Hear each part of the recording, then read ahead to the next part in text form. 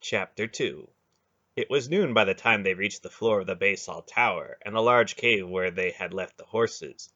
Silk went to the cave mouth to stand watch as Beric carefully lowered Belgarath to the floor. "He's heavier than he looks," The big man grunted, wiping the sweat from his face. "Shouldn't he be starting to come around?" It may be days before he's fully conscious, Pulgera replied. Just cover him and let him sleep. "How's he going to ride?" I'll take care of that. "Nobody's going to be riding anywhere for a while," Silk announced from the mouth of the cave. "The Murgos are swarming around out there like hornets." We'll wait until dark, Pulgera decided. We all need some rest anyway.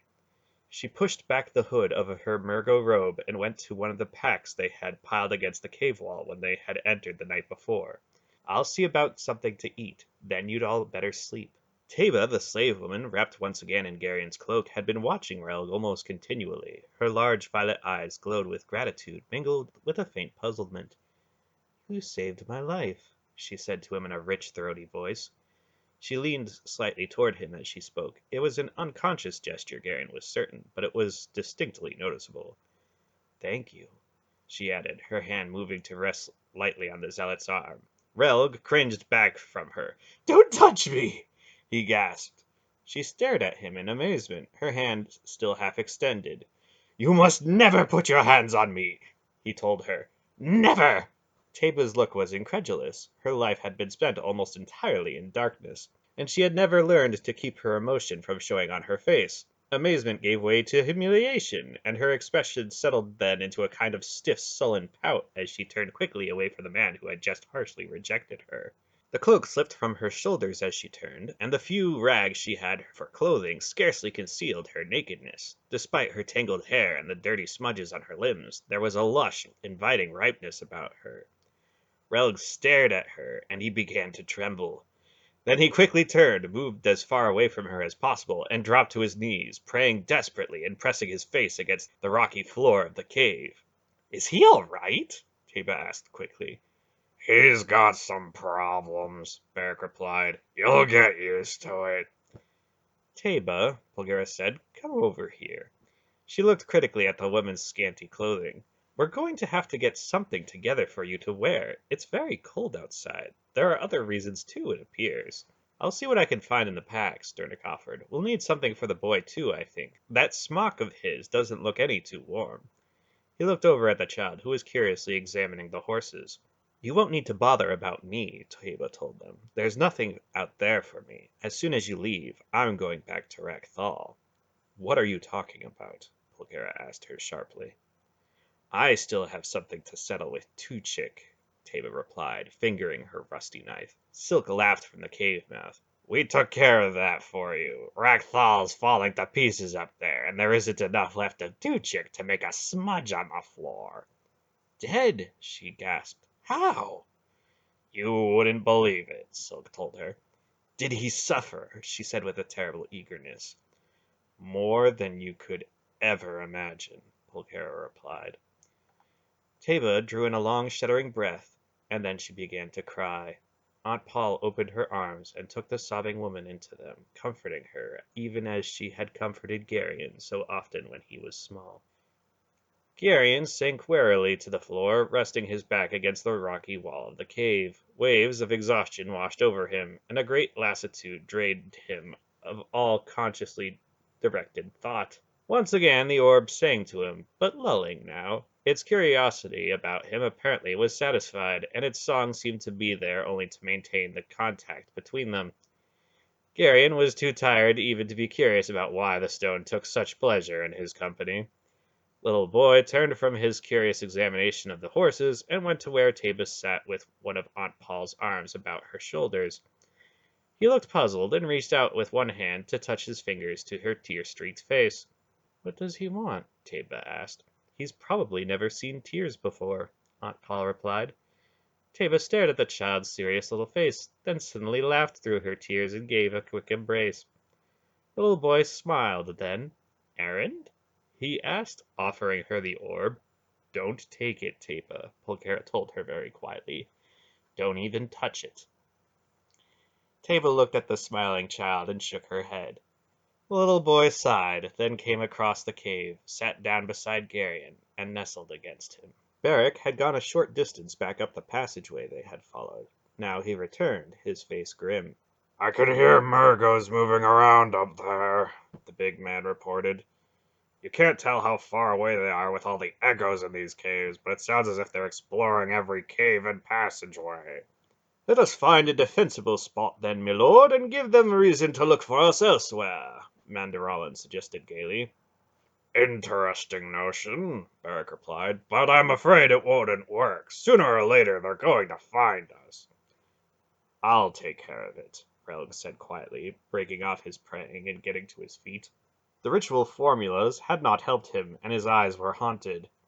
I'll go with you, Beric offered. Relg shook his head. You'd just be in my way, he said shortly, already moving toward the passage leading back into the mountain. What's come over him? Beric asked, puzzled. I think our friend's having a religious crisis, Silk observed from the mouth of the cave where he kept watch. Another one? It gives him something to occupy his spare moments, Silk replied lightly. Come and eat, Aunt Paul told them, laying slices of bread and cheese on top of one of the packs. Then I want to have a look at the cut on your leg, Mandarolan. After they had eaten, and Pulgera had bandaged Mandarolan's knee, she dressed Taiba in a peculiar assortment of clothes Dernick had from their packs. Then she turned her attention to the little boy. He returned her grave look with one just as serious, then reached out and touched the white lock at her brow with curious fingers. With a start of remembrance, Geryon recalled how many times he had touched the lock with the selfsame gesture, and the memory of it raised a momentary irrational surge of jealousy, which he quickly suppressed. The little boy smiled with sudden delight. "Errand," he said firmly, offering the orb to Aunt Paul. She shook her head. "No, child," she told him. "I'm afraid I'm not the one." She dressed him in clothing that had to be rolled up and taken in with bits of twine in various places, then sat down with her back against the wall of the cave and held out her arms to him. Obediently, he climbed into her lap and put one arm about her neck and kissed her. Then he nestled his face down against her, sighed, and immediately fell asleep. She looked down at him with a strange expression on her face, a peculiar mixture of wonder and tenderness, and Geryon fought down another wave of jealousy. There was a grinding rumble in the caves above them. "What's that?" Dernick asked, looking around with apprehension. "Relg, I'd imagine," Silk told him. "He seems to be taking steps to head off the Murgos." "I hope he doesn't get carried away," Dernick said, nervously glancing at the rock ceiling. How long is it going to take us to get to the Vale? Beric asked. "A couple of weeks, probably," Silk replied. "A lot's going to depend on the terrain and how quickly the Grollums can organize a search for us.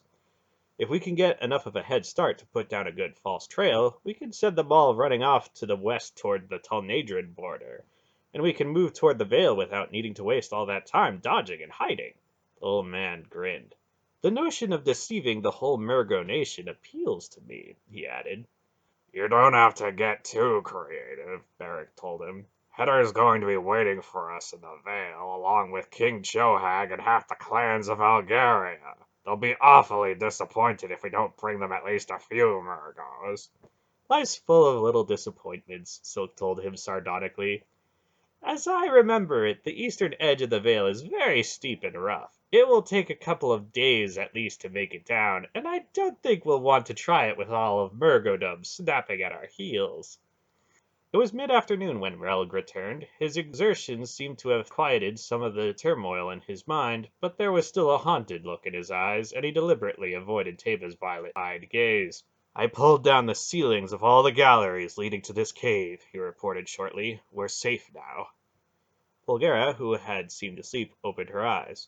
"Get some rest," she told him.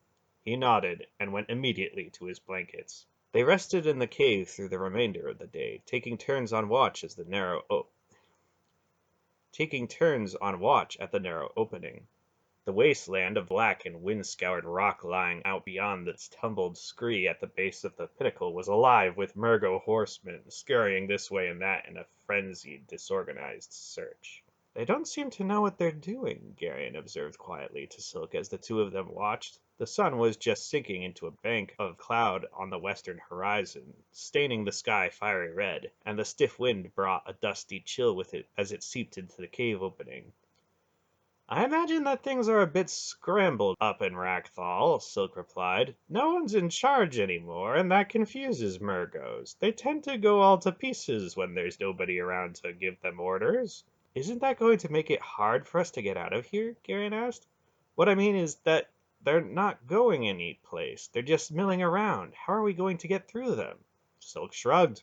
We'll just pull up our hoods and mill around with the rest of them. He pulled the coarse cloth of the Murgo robe he wore closer around him to ward off the chill and turned back to look back in the cave.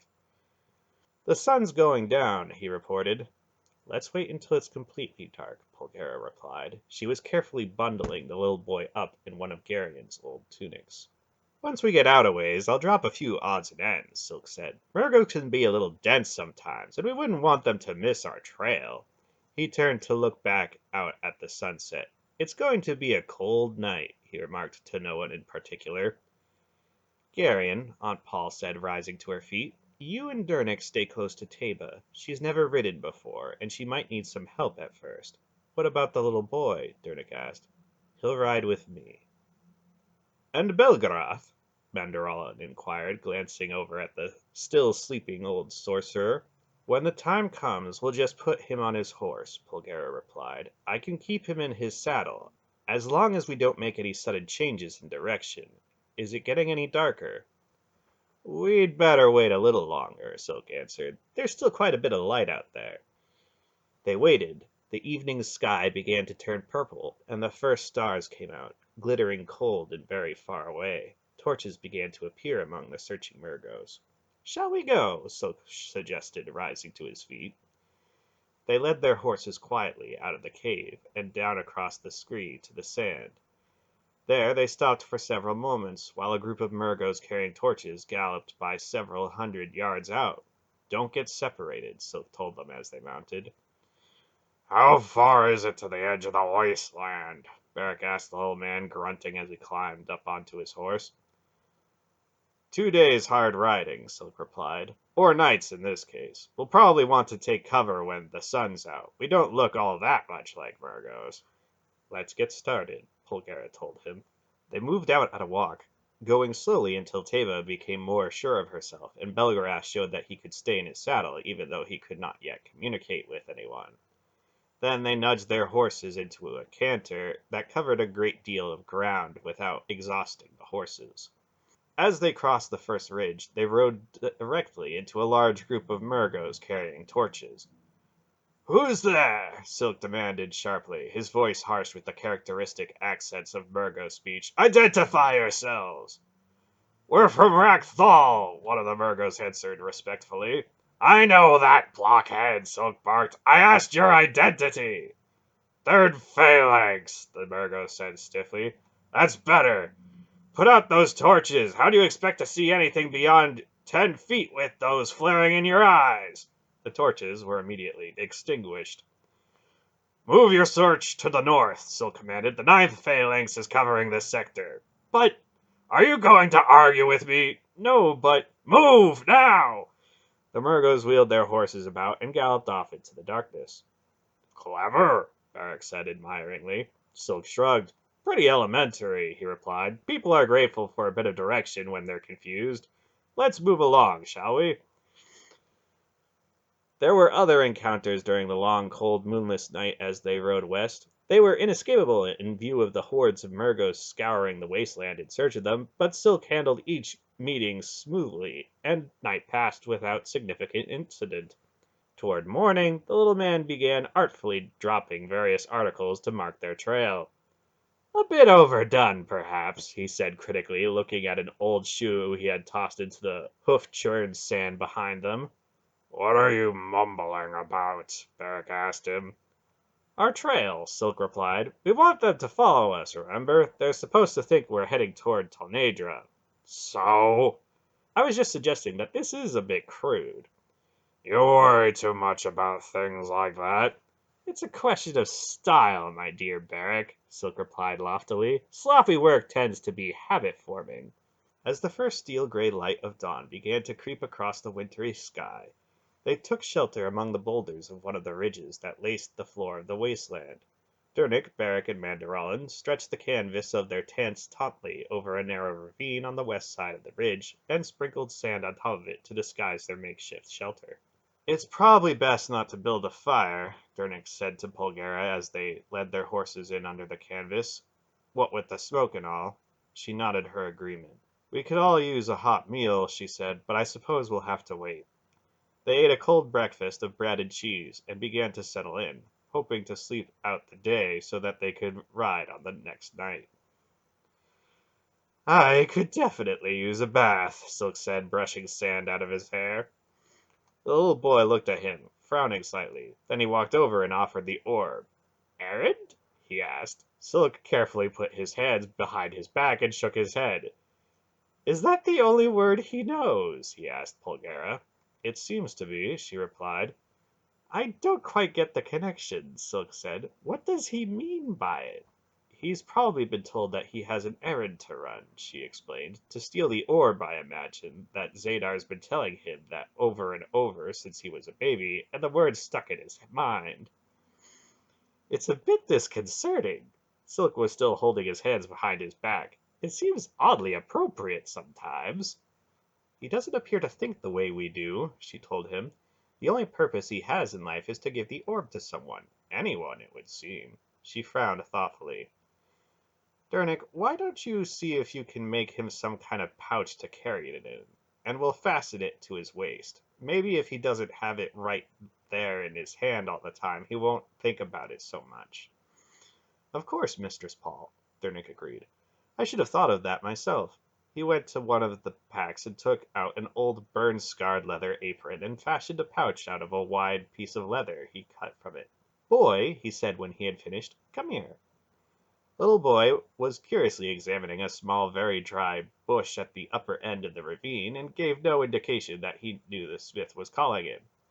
You, Errand, Dernick said. The little boy looked around quickly and smiled as he went to Dernick. Why did you call him that? Silk asked curiously. Dernick shrugged. He seems to be fond of the word, and he answers to it. It will do for a name until we can find something more suitable, I suppose. Errand? The child asked, offering the orb to Dernick. Dernick smiled at him, bent over, and held the mouth of the pouch open. Put it in here, Errand, he instructed, and we'll tie it up all nice and safe so you won't lose it. The little boy delightfully deposited the orb in the leather pouch. Errand, he declared firmly. I suppose so, Dernick agreed. He pulled the drawstring tight, and then tied the pouch to the bit of rope the boy wore as a belt. There we are, Errand, all safe and secure now. Errand examined the pouch carefully, tugging at it a few times as if to be sure it was tightly tied. Then he gave a happy little laugh, put his arms about Dernick's neck, and kissed his cheek. He's a good lad, Dernick said, looking a trifle embarrassed. He's totally innocent, Aunt Paul told him from where she was examining the sleeping Belgarath. He has no idea of the difference between good and evil, so everything in the world seems good to him. I wonder what it's like to see the world that way, Taiba mused, gently touching the child's smiling face. No sorrow, no fear, no pain, just to love everything you see because you believe that everything is good. Relg, however, had looked up sharply. The troubled expression that had hovered on his face since he had rescued the trapped slave woman fell away to be replaced by the look of fanatic zeal that it had always worn before. Monstrous! He gasped. Taiba turned on him, her eyes hardening. What's so monstrous about happiness? She demanded, putting her arm about the boy. We aren't here to be happy, he replied, carefully avoiding her eyes. Why are we here, then? She challenged. To serve our God and to avoid sin. He still refused to look at her, and his tone seemed a trifle less certain. Well, I don't have a God, she retorted, and the child probably doesn't either, so if it's all the same to you, he and I will concentrate on trying to be happy, and if a bit of sin gets involved in it, so what? Have you no shame? His voice was choked. I am what I am, she replied, and I won't apologize, since I don't have very much to say about it. Boy! Relg snapped at the child. Come away from her at once! Taiba straightened, her face hardening even more, and she faced him directly. What do you think you're going to do? She demanded.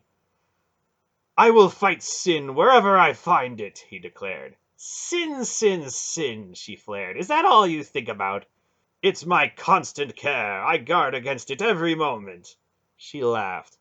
How tedious.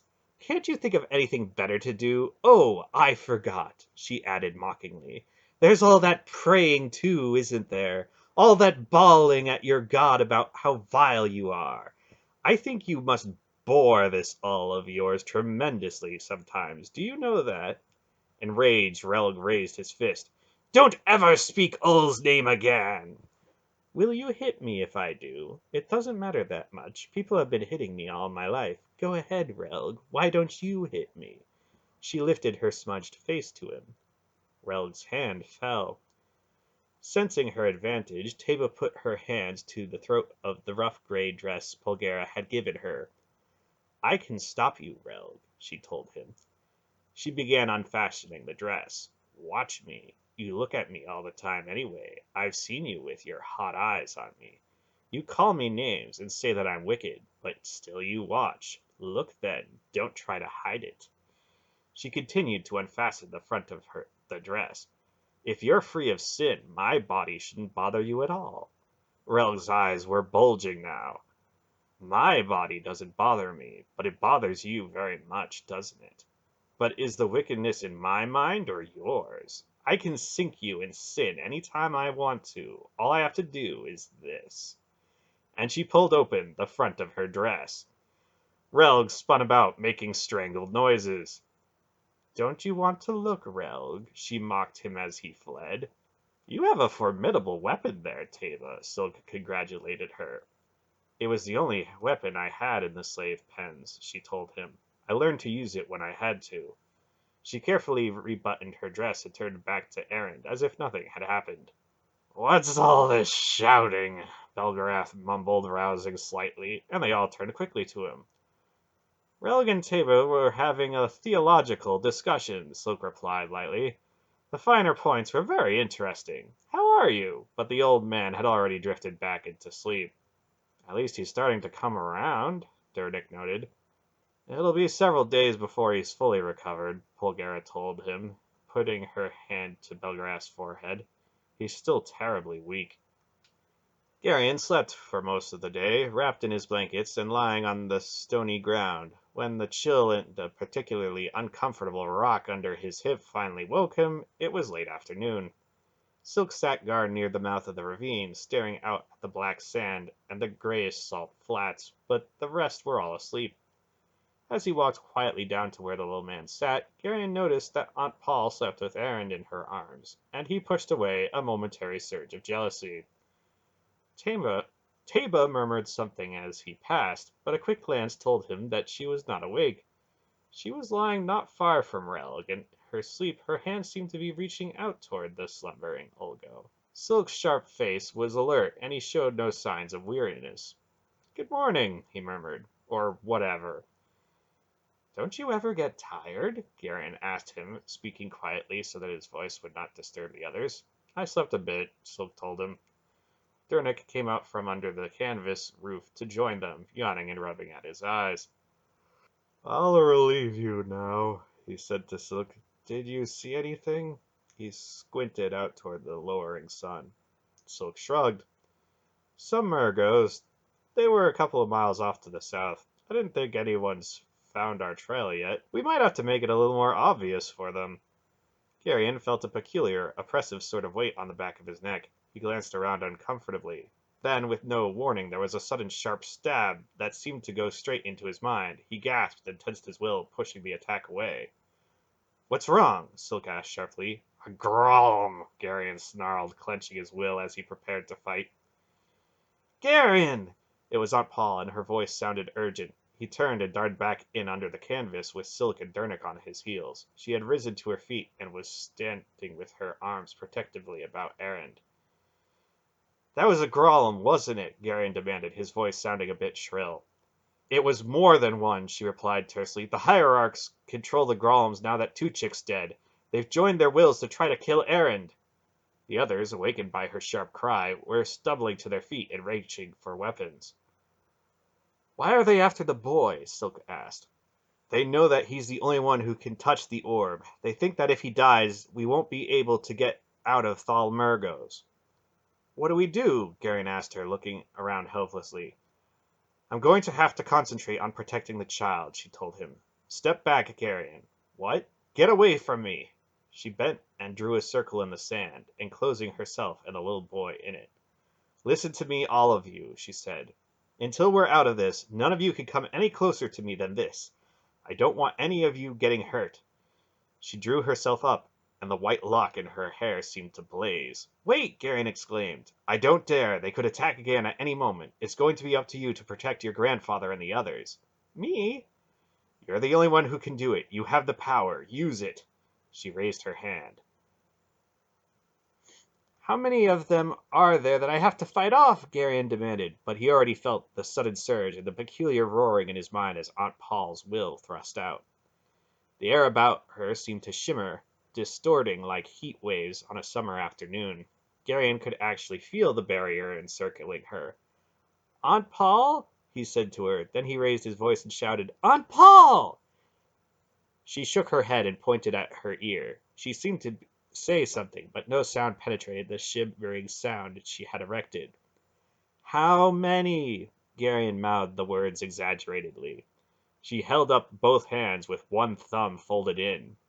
9? He mouthed again. She nodded, and then drew her cloak in around the little boy. Well, Garion, Silk asked then, his eyes penetrating, what do we do now? Why are you asking me? You heard her. Belgarath's still in a daze, and she's busy. You're in charge now. Me? What do we do? Silk pressed. You've got to learn to make decisions.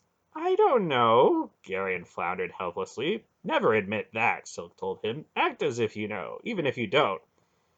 We'll wait until it gets dark, I guess. Then we'll keep going the same way we have been. There, Silk grinned. See how easy it is.